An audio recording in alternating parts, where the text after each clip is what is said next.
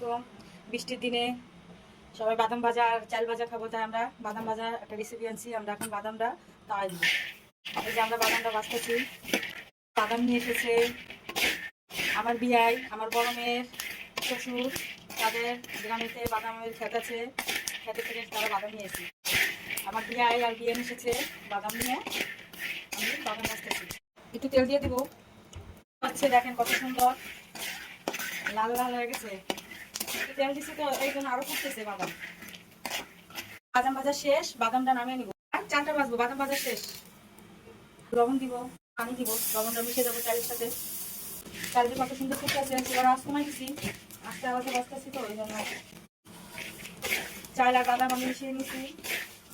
আপনাদের যদি এটা ভালো লাগে, লাইক শেয়ার কমেন্ট সাবস্ক্রাইব করে আমাদের ভিডিওরা আমাদের পাশে থাকেন।